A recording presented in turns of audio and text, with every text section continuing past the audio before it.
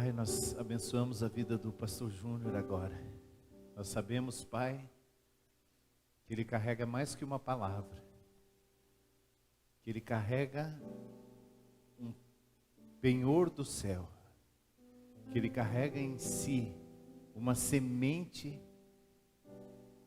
de intimidade contigo, uma semente de propósito, uma semente de eternidade. Eu o abençoo agora e peço, Pai, que o Senhor abra corações e mentes, para que ao final dessa palavra, Senhor, parte daquilo que tem empenhado nele, esteja em muitos dos que estão ouvindo, em nome de Jesus.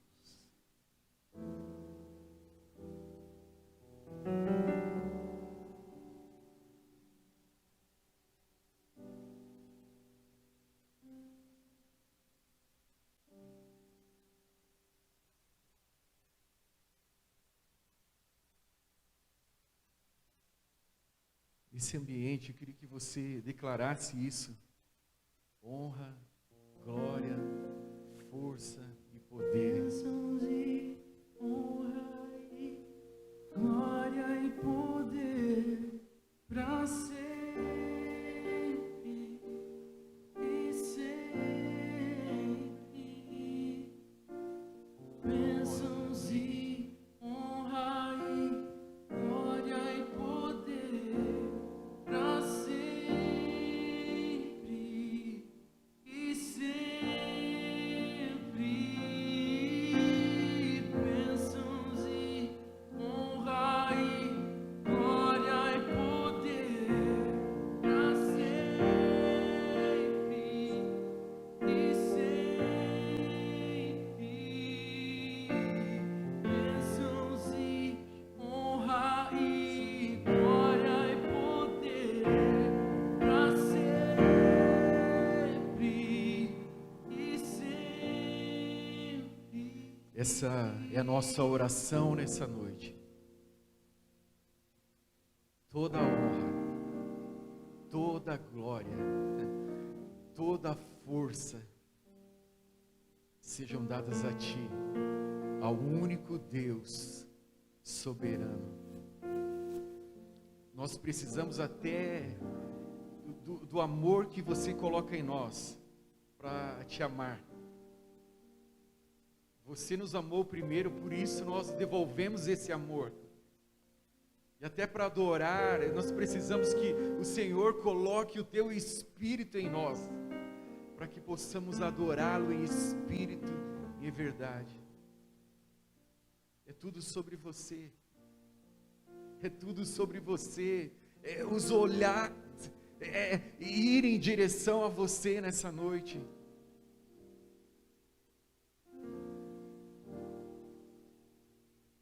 Sabe, querido,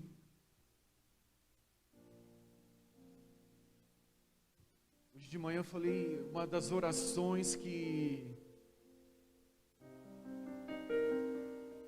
nós temos feito e tem ardido no meu coração, é que as bases da igreja seja o temor, que o fundamento da igreja, sabe, aonde a igreja está alicerçada, seja o temor ao Senhor. Essa nunca vai ser uma igreja que vai ver o que é o momento, a onda, para encher esse lugar. Mas é uma igreja que vai estar com os ouvidos atentos. Porque onde não há temor, falsos temores se levantam no nosso coração. Onde não há o temor do Senhor, falsos temores, o medo da morte, o medo da economia, o medo da virada do ano, o que vai acontecer? Temores falsos. Quando não há o temor do Senhor, se apoderam outros temores no nosso coração. E a nossa oração é que o Senhor instale novamente o medo sobre esse lugar. Isso mesmo, o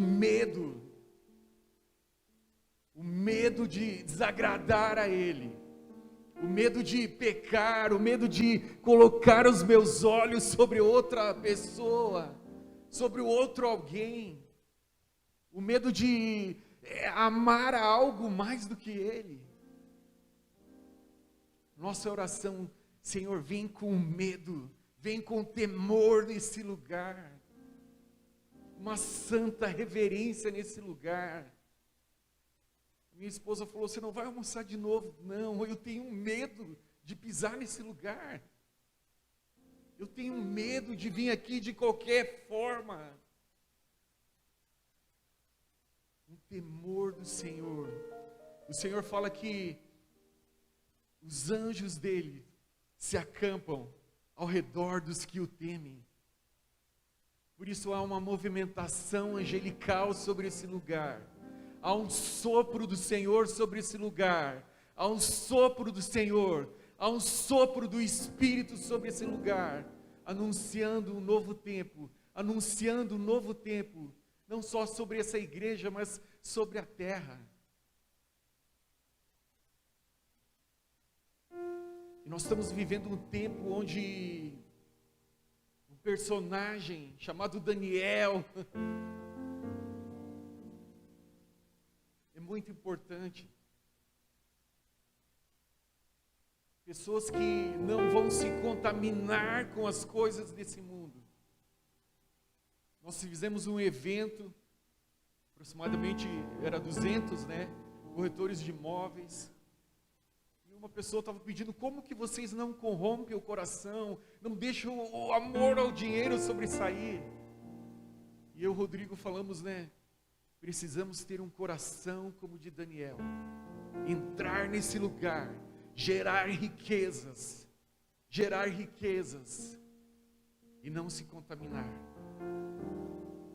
Sabe, é uma mudança de estação sobre a terra, onde pessoas vão ser geradores de riquezas, para que todo o intento do Senhor sobre a terra, todo movimento ordenado pelos céus, nesse tempo, vai haver provisão sobrenatural, vai haver provisão sobrenatural. Só que às vezes, sabe, você entrar nesse lugar e se contaminar, era melhor que não tivesse entrado. O Senhor fala para não demonizarmos coisas, a internet, coisas nesse tempo. Pessoas vão ganhar muito dinheiro com isso. Pessoas vão gerar riquezas para abençoar o reino de Deus nesta fase. O Senhor está levantando sobre a terra Daniéis e Josés. Eu sinto, como eu senti de manhã, algumas pessoas estão batendo a porta,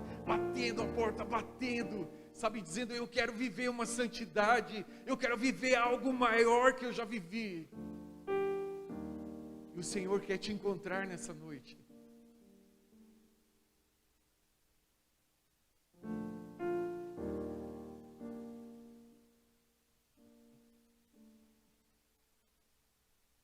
O Senhor quer, sabe, a visão que eu tive esses dias, era como um arqueiro. Alguém falou nos Exploradores sobre a álgeva de flechas. Era um arqueiro colocando fogo na ponta da flecha, e ele pegando as flechas e jogando com as palavras de Deus, e elas chegando em lugares como se fosse bosque, sabe, incendiando lugares, indo para estados, indo para cidades, vilarejos, sabe, indo para universidades e provocando um estrago naquele lugar. Mas algumas pessoas estão cansadas, sabe, estão nesse lugar, e o Senhor quer fortalecer você. O Senhor quer te chamar para ir mais fundo, a um lugar mais fundo nele, a um lugar, sabe, de realidade nele. O Senhor está chamando os Daniéis nesse tempo,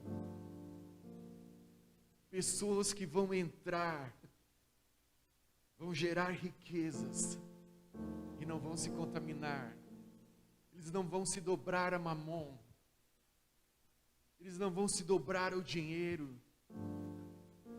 eles já têm alguém que eles vão se dobrar, eles se dobram 3 vezes ao dia.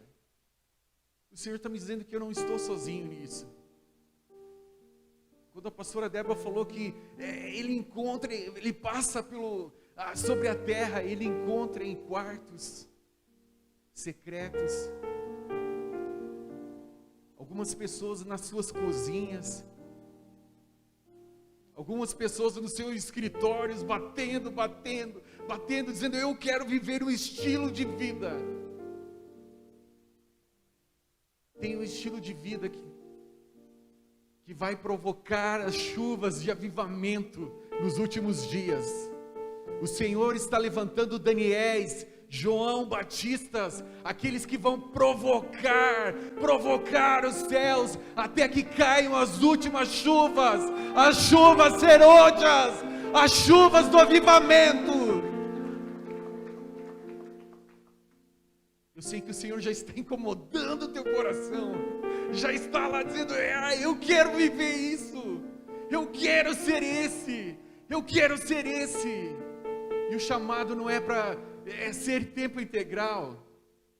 Nós estamos entendendo algo aqui como pastores, e o entendimento que alguns vão ser tão intensos em Deus, mas também vão entrar nesses lugares e falar ao coração das pessoas. Nós orando lá, aproximadamente 200 pessoas, alguém me falou, né?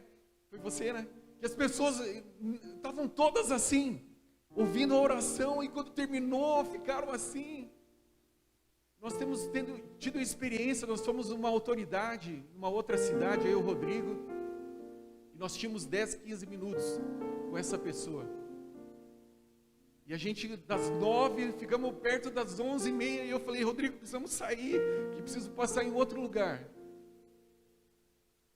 E o Senhor deu um insight, onde a gente pôde falar para ele: você vai ser um gerador de riquezas. Literalmente, um menino de 26 anos que está milionário. E a gente pôde falar: um dia você vai entender toda essa riqueza, porque está chegando o tempo onde haverá uma transferência de riquezas, sabe, da mão dos ímpios para o reino de Deus, da mão dos ímpios para os justos. E a gente pôde falar o coração dele, e a gente: posso fazer uma coisa diferente? Nós queremos orar por você. Ele: orar? E ele ficou de pé, a gente orou. Quando terminou a oração, eu e o Rodrigo ficamos se olhando, e ele ficava assim, e ele pedia: o que está acontecendo comigo? Parece que uma corrente elétrica passava de um lado para o outro. E a gente pode dizer: isso é Deus, isso é o que a gente carrega. Não há nada precioso em mim, não há nada precioso no Rodrigo, não há nada precioso em nós. Há a presença de Deus que tem valor. Abre comigo no livro de Daniel, capítulo 7.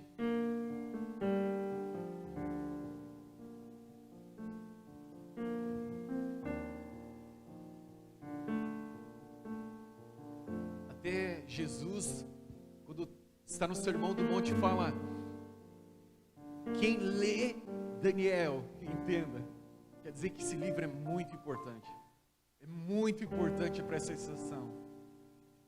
Daniel 7, a partir do versículo 9. Continuei olhando, até que foram postos tronos, e o ancião de dias se assentou. Suas vestes eram brancas como a neve, e os cabelos da cabeça como a pura lã. O seu trono era chamas de fogo, e as suas rodas eram fogo ardente. Um rio de fogo manava e saía diante dele. Milhares e milhares o serviam. Havia miríades e miríades que estavam diante dele. E assentou-se ao tribunal e abriram os livros. Então estive olhando, por causa da voz insolente, palavras que o chifre proferia. Estive olhando e vi que o animal foi morto, e o seu corpo desfeito e entregue para ser queimado. Quanto aos outros animais, foi-lhes tirado o domínio. Todavia lhe foi dado prolongação de vida, por um prazo e um tempo. E eu estava olhando nas minhas visões da noite, e eis que vinha com as nuvens do céu, como filho do homem, e dirigiu-se ao ancião de dias, e o fizeram a chegar até ele, e foi-lhe dado o domínio, a glória, o reino, para que todos os povos, nações, tribos, línguas o servisse. E o seu domínio é um domínio eterno, que não terá fim, que não será destruído. Honra e glória e poder para sempre e sempre. Bênçãos e honra e glória e poder para sempre e sempre. Bênçãos e honra e glória e poder para sempre e sempre. Você consegue compreender essa visão de Daniel? Até aquele momento eles não sabiam que viria Jesus sobre a terra. E é tão importante que ele não tem uma visão de Jesus vindo da primeira vinda, ele tem uma visão da segunda vinda.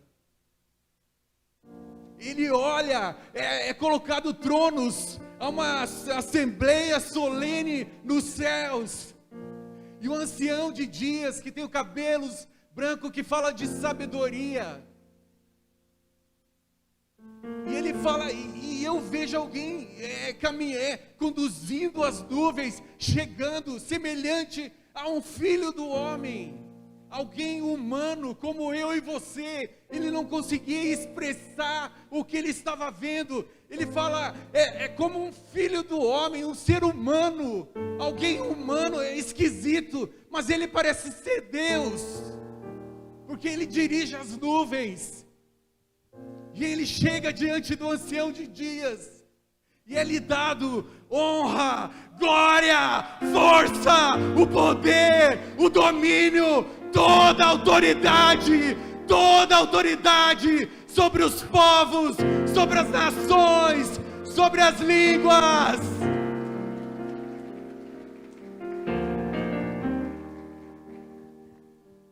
Você consegue compreender isso?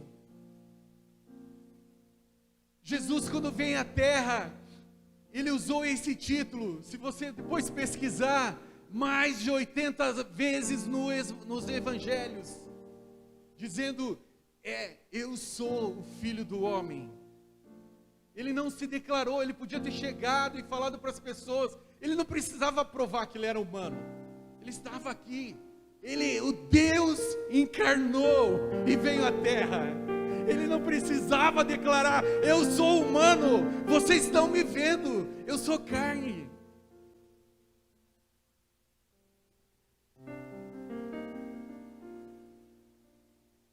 Ele usou mais de 80 vezes esse título, umas 15 vezes o Messias, Cristo. Messias significa o rei humano. Israel esperava isso, que viesse um libertador para livrar da opressão, como nós estamos vivendo hoje. As pessoas esperavam um libertador, alguém que viesse, um salvador da pátria, para libertar-nos da opressão de Roma sobre Israel.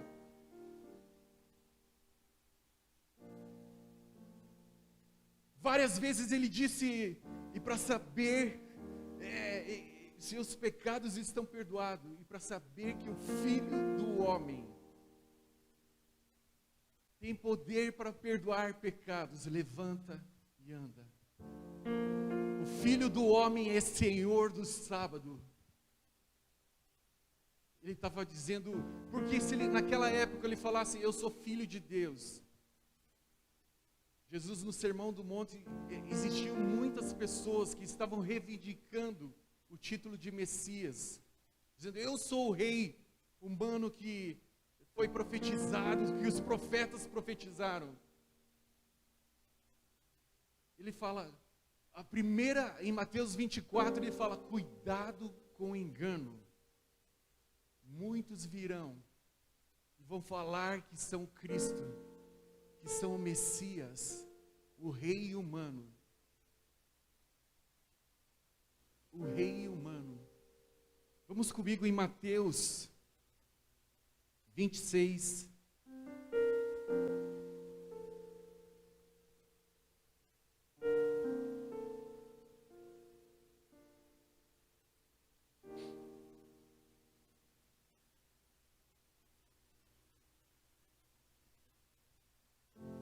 Ele usou mais de 80 vezes esse título, Filho do Homem.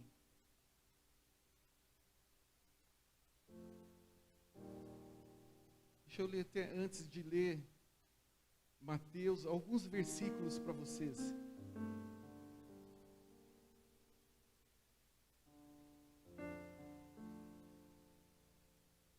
Ora, para que saibais que o Filho do Homem na terra tem autoridade para perdoar pecados, disse ao paralítico, levanta, toma a tua cama e vai para a tua casa. Mateus 9,6. Porque assim como o relâmpago sai do oriente e se mostra no ocidente, assim será a vinda do Filho do Homem. Então aparecerá no céu o sinal do Filho do Homem, e todas as tribos da terra se lamentarão e verão o Filho do Homem vindo sobre as nuvens do céu, com poder e grande glória. Como foi nos dias de Noé, assim será também a vinda do Filho do Homem. Vigiai, pois, porque não sabeis o dia nem a hora em que virá o Filho do Homem. Bem-aventurados sereis quando os homens vos odiarem, e quando vos separarem, vos injuriarem, e rejeitarem o vosso nome, por causa do Filho do Homem. Aqui em Mateus 26, a partir do versículo 57. E os que prenderam Jesus, o levaram à casa de Caifás, o sumo sacerdote, onde se havia reunido escribas e os anciãos. Mas Pedro seguia de longe até o pátio do sumo sacerdote. E tendo entrado, assentou-se os serventuários para ver o fim. Ora, os principais sacerdotes e todo o sinédrio procuraram algum testemunho falso contra Jesus, a fim de condenarem à morte, e não acharam. E apesar de terem apresentado muitas falsas testemunhas, mas no final compareceram duas, confirmando: esse disse, posso destruir o santuário, e Deus reedificaria em 3 dias. E levantando-se o sumo sacerdote perguntou: nada responde aos que depõem contra ti? Jesus, porém, guardou silêncio. E o sumo sacerdote lhe disse: eu te conjuro, pelo teu Deus vivo, que nos diga se você é o Cristo, o Messias. Lá em Marcos e Lucas também tem, lá fala, se você é o rei dos judeus. Porque se ele declarasse que é, sim, eu sou o rei humano, eu sou o Messias,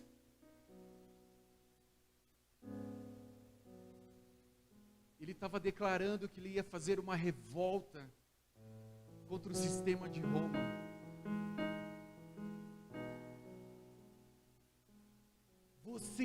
o rei dos judeus, você é o Messias, você é o Filho de Deus.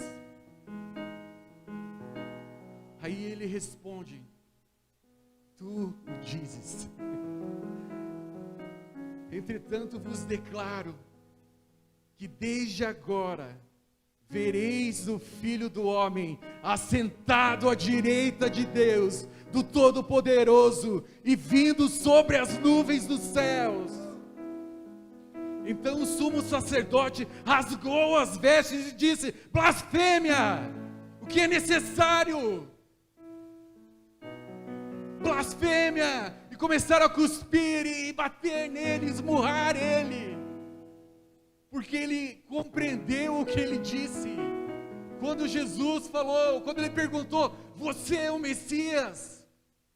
Você é o rei dos judeus? Não só isso ele falou. Ele empresta essa figura do livro de Daniel, onde há o ser humano, Deus, e ele fala: eu sou Deus, e vocês me verão descer pelas nuvens, vocês me verão assentado à direita do Todo-Poderoso. Jesus, quando reuniu só os discípulos, ele falou: quem vocês dizem que eu sou?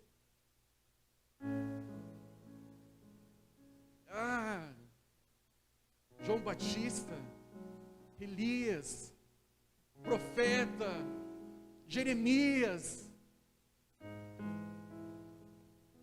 Aí João, cheio do Espírito, fala: você é o Filho de Deus, é o Filho do homem, aquele que foi visto na figura de Daniel. Eles estavam andando tanto tempo com ele, e ainda tinham uma impressão que ele era um libertador, alguém que ia livrar da opressão.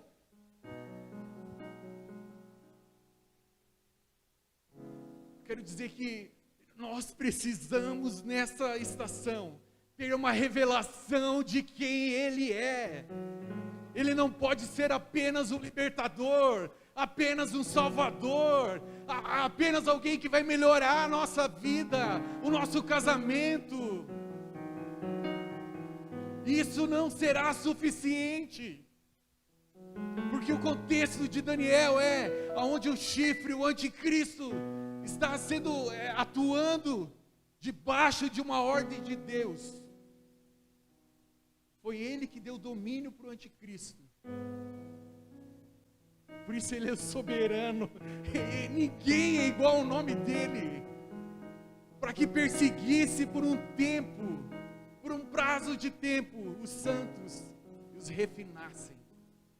Porque muitas vezes, quando a gente está muito calmo, o Senhor sopra algo sobre nós, para agitarmos, abalar aquilo que precisa ser abalado nas nossas vidas, para refinar, para nos trazer mais perto dEle.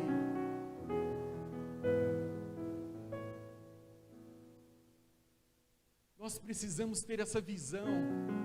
Ele não é um libertador, Ele não é uma resposta, Ele é tudo. Jesus é tudo. Jesus é um cara legal, Jesus é meu... Não, Ele é o meu O Senhor está despertando pessoas. O Senhor está despertando agora mesmo aqui pessoas que vão declarar, que a minha vida será dEle, será para engrandecer o nome dEle.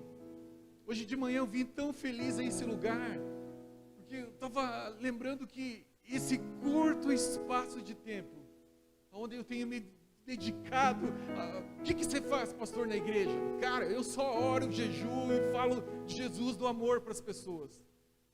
Essa é a minha função aqui. Mas eu estava tão feliz porque eu senti a alegria dele em poder, em jejuar, em gastar a minha vida para ele, para provocar ele, para provocar os céus a se manifestar sobre a terra nesse tempo. E minha esposa hoje: você vai jejuar de novo? tem como. Eu amo Ele muito. Sabe, o Senhor quer chacoalhar algumas pessoas, tirar do estado de só vir aqui. É como se eu fosse um cinema, sabe, um cinema 5D, onde você parece que entra dentro do filme. Nossa, aquele sol quando vem, aquelas cenas, sabe, aqueles... E de repente acaba o filme e você... Vamos comer pipoca? Vamos comer uma pizza? Muitos de nós chegamos diante do Todo-Poderoso, daquele que milhares e milhares, miríades de anjos estão prostrando. Os 24 anciões pegam as suas coroas e dizem: isso não é nada, e lançam aos pés dele. E nós saímos do ambiente desse e vamos comer pipoca.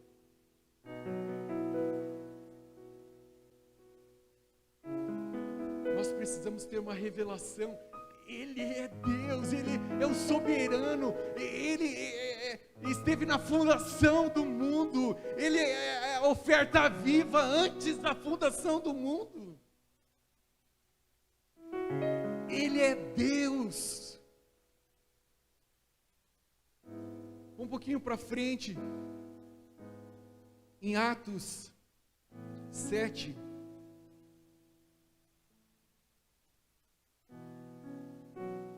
o Senhor está provocando alguns aqui. Eu sinto no meu espírito que o Senhor está provocando alguns aqui, dizendo: você vai sair desse estilo, você vai viver outro estilo nesses dias. O Senhor está provocando alguns.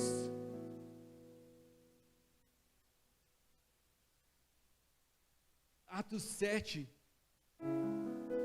aqui foi instituído sobre a igreja para cuidar, homens cheios do Espírito Santo, para ajudar a arrumar as cadeiras, a organização. E dentre deles estava um homem chamado Stephanie, que significa coroa, o coroado. E no versículo 54, ele estava também de novo com os fariseus, com os escribas. Não pense que esse tempo vai ser diferente. As pessoas vão querer tampar os ouvidos quando você falar: Ele não é um Salvador, Ele não é, Ele é Deus. É um nome que está acima de todo nome. As pessoas vão rilhar os dentes, vão tapar os ouvidos. Elas não vão suportar isso. Ele não é apenas o libertador, o Salvador. 54, ouvindo eles isto, enfureceram-se no seu coração e rilhavam os dentes contra ele. Mas Estevão, cheio do Espírito Santo, fitou os olhos no céu e viu a glória de Deus. E Jesus, que estava à sua direita, e viu de pé, e disse: eis que vejo os céus abertos, e o Filho do Homem em pé à direita de Deus. Ele, porém, clamando em alta voz, ele tampava os ouvidos unânimes, e arremeteram contra ele, e lançaram para fora da cidade, e o apedrejaram. As testemunhas deixavam suas vestes aos pés de Paulo. A capa que estava sobre Estevão, a unção que estava sobre Estevão, foi jogada aos pés daquele homem, tocou aquele homem, sabe, mudou a vida daquele homem. Muitos de vocês vão andar por essa cidade, sabe, o Senhor está chamando a termos óleo, que é uma coisa que não se transfere, óleo da intimidade. E muitas pessoas vão carregar isso, e chegar em lugares e mudar a atmosfera. E provocar outras pessoas. O Senhor está provocando aqui Paulos nessa noite. Pessoas que vão dar a vida, vão entender o que é padecer pelo nome dEle. O Senhor está provocando Daniéis nessa noite. E eles apedrejaram Estevão, que invocava e dizia: Senhor Jesus, recebe o meu espírito. Então, ajoelhando-se, clamou em alta voz: Senhor, não lhe imputes esse pecado. E com essas palavras adormeceu. E Saulo, que mais tarde se tornaria Paulo, consentia na sua morte. Eu sinto no meu espírito que o Senhor não quer chamar a estação revolucionários. O Senhor não está chamando revolucionários nessa estação, está chamando intercessores cheios do fogo, homens e mulheres cheios do fogo, flechas que vão incendiar, flechas que vão ser atirados, sabe, sobre bosque, sobre cidades.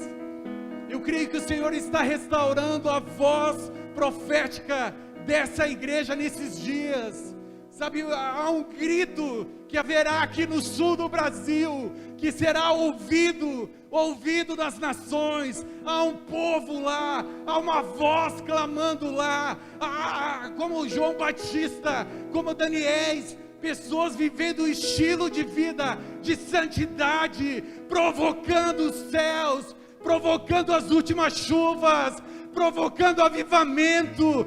As coisas vão piorar sobre a terra, as coisas vão ficar mais opressoras, mas também haverá um avivamento nesses dias, haverá um derramar do Espírito Santo, sem medidas, sem medidas, sem medidas. Vossos filhos e vossas filhas profetizarão, até aqueles que têm o coração de servo. Sinto que muitos aqui ainda estão com o coração de servo, fazendo o que é obrigação. O Senhor quer mudar uma situação na tua vida, para que você seja filho, até sobre os servos e as servas eu vou derramar, e eu vou converter o coração deles ao meu. Há um chamado de Deus nessa noite, há um chamado de Deus nessa noite. Sabe, eu tenho batido a porta, eu tenho gastado a minha vida em jejuns, eu não estou falando isso para me gloriar, eu estou dizendo, há um lugar que nós podemos ir, provocar os céus para que a justiça dos céus venha sobre a terra, porque a justiça humana, ela é diabólica, ela é animal, terrena.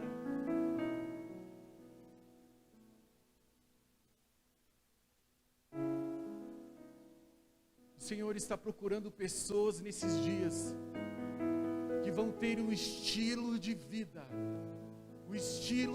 que vai provocar os céus,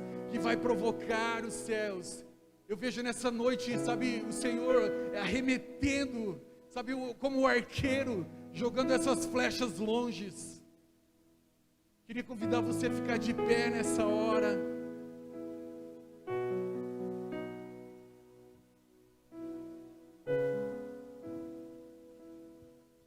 Sabe o que o Senhor vai fazer?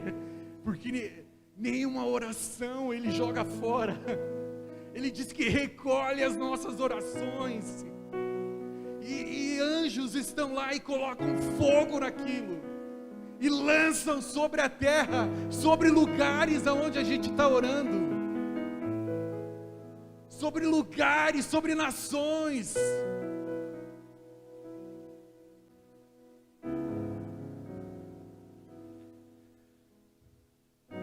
Tenho chamado do Senhor nesses dias, por esse lugar de profundidade. Quando o pastor Júnior fala sobre um estilo de vida, nós temos entendido que o Senhor tem nos chamado para um estilo de vida diferente do que nós temos vivido. Não significa que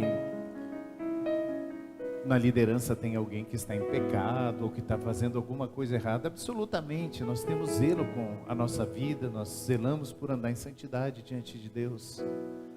Mas existe um lugar de profundidade que a gente vai encontrar nesses dias. O Senhor tem falado conosco, o pastor Marcos nos provocou nesses dias. Queríamos que vocês orassem na próxima semana, não essa semana que está entrando agora, na outra semana. A boa parte dos pastores, nós vamos entrar num jejum juntos, de 8 dias. Assim, jejuar 4 dias, jejuar 5 dias só com água é relativamente normal para a gente, mas a maior parte de nós não passou de 5 dias. E nós vamos entrar num estilo de vida, de jejum, de quebrantamento, de oração, e certamente isso vai refletir sobre a igreja.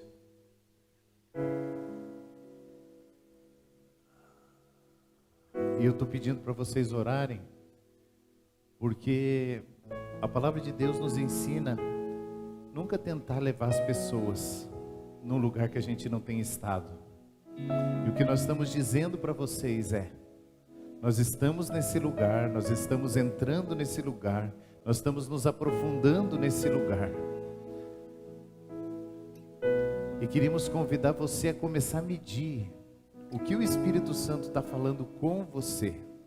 Nós não estamos chamando a igreja para fazer esse jejum, mas nós estamos chamando a igreja a discernir o que o Espírito Santo quer comigo. Porque eu posso afirmar a você que todas as pessoas que quiserem viver tudo que Deus tem para elas, vão ter uma mudança radical no seu estilo de vida. E não é por circunstância, não é que vai acontecer alguma coisa com você, não é que você vai perder o emprego, mudar de emprego, ser promovido, não é de fora.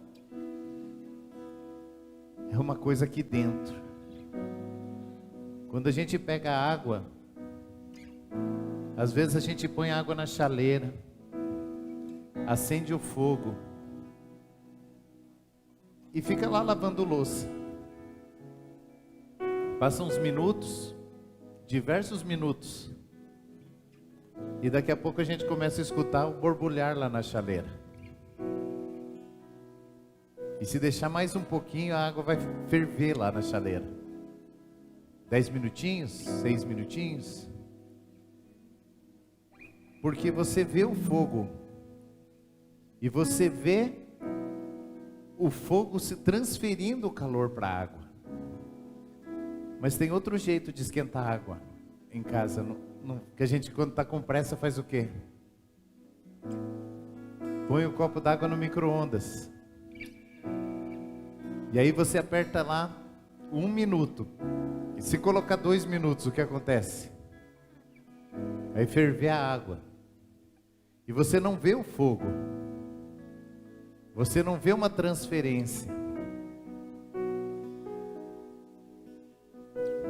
O que o micro-ondas faz? Ele faz as partículas da água começarem a se mover cada vez mais rápido.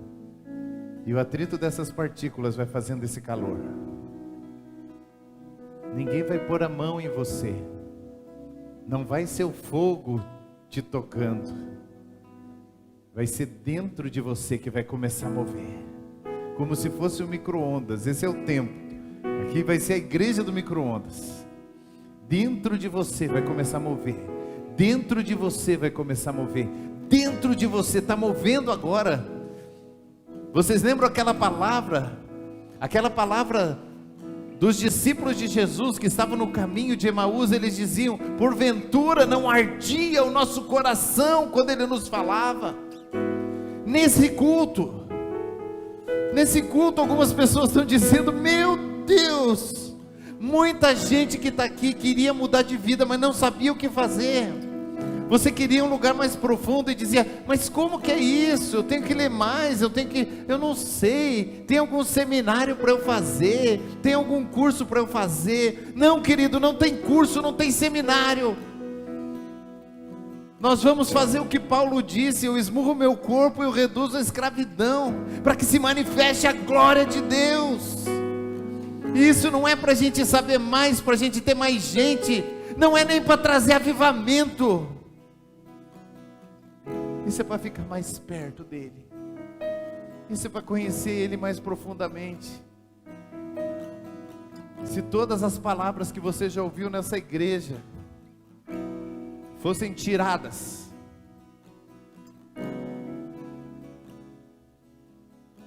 mas você pudesse sentir a presença dEle agora,